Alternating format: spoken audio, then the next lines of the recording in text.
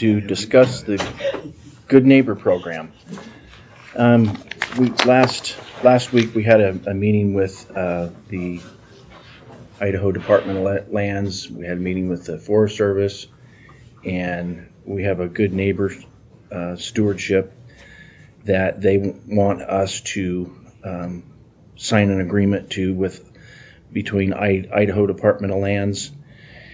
And what this is it's just it doesn't put us in anything that we have to do right now. It just gives us the ability to work with them when we find something in the future.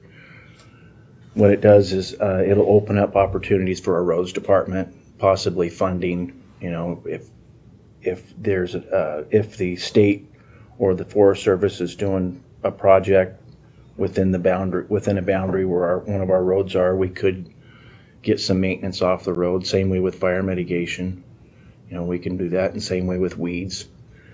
And I don't know if emergency management, maybe. Well, if there was a mitigation project, yeah, potentially that was using both. But what I kind of wanted to do is at least get the ball rolling and have Ben at least review the contract, and then we can decide, okay, if he's okay with the contract and looks it over, then we can agree on it at that time. Okay. Just kind of get the ball rolling to at least present this to Ben that, hey, we're looking at this, and it appears to us that it may be something we're interested in. If he'd review it and see if there's anything that we need to change, or then we can go from there and approve it or disapprove it later. Sounds good. Anybody else have any? Well, one thing I'll bring up is when you're contracting with the federal government and they're doing their scope of work and stuff, make sure that, like, if we do decide, we're thinking about doing something with it, that we go through that scope of work and what their end result is, so everybody's clear on that and there's no gray area, because I've dealt with these kind of contracts before, and if there's any kind of gray area or misunderstanding or anything, come back and bite us. Okay. And that wouldn't be this contract. No. It would be the future scope of work contracts that we're going to, if we decide we'll go with. Individual contracts. Yeah. Okay.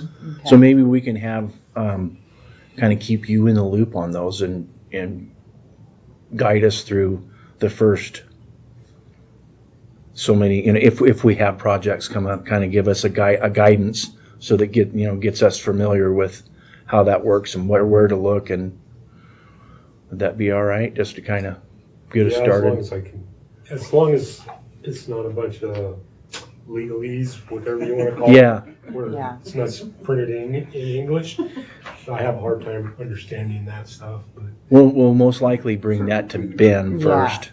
Bring that to Ben, and then, but the scope of work, we'll make sure that, we kind of outline that and kind of make sure that you kind of help us review that at the first so many, and then get us used to it.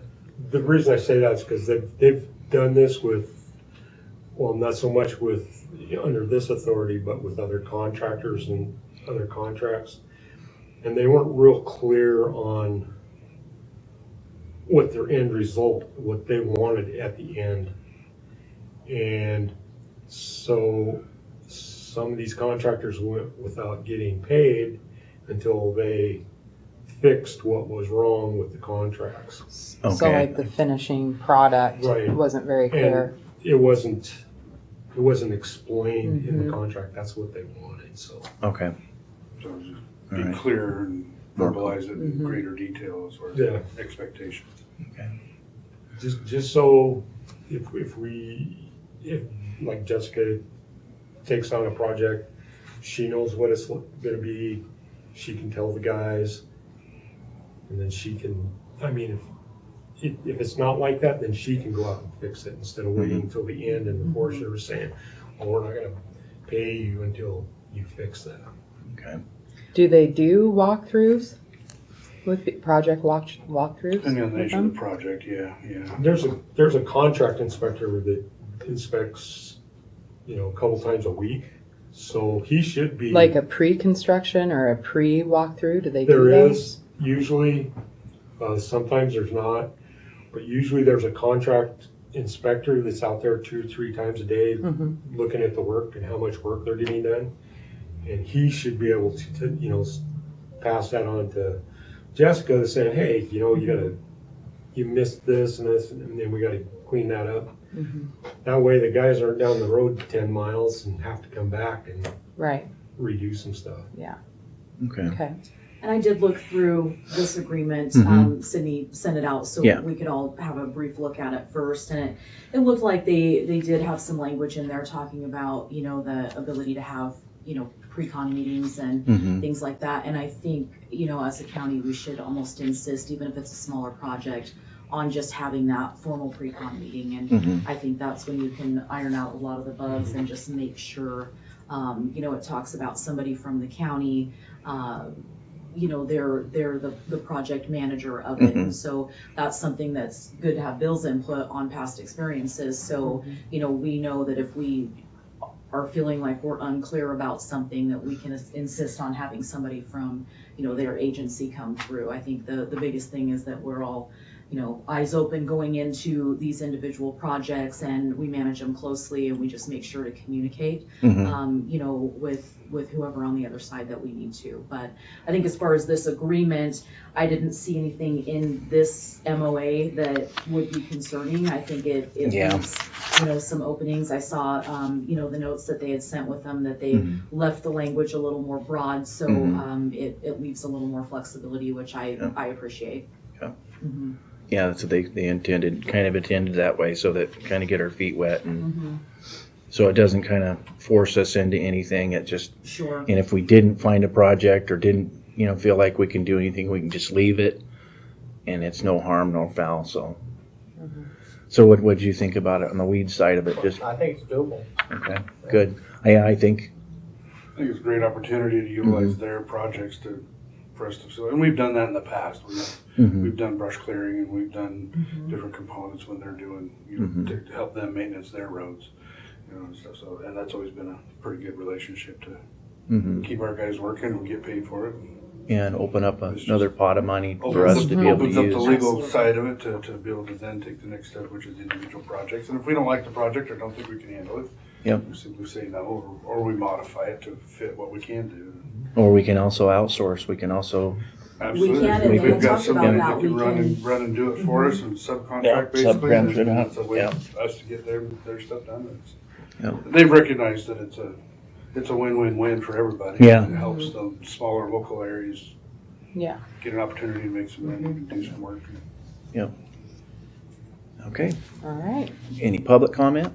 No, I don't have any problem with this. And when you get to a project, I'd be surprised if we do any good. I mean, weeds, I can see without working with Mhm. weeds, but the rest of it, I don't think there's enough. We got enough for you guys to do now, Yeah. and that's my point. Yeah.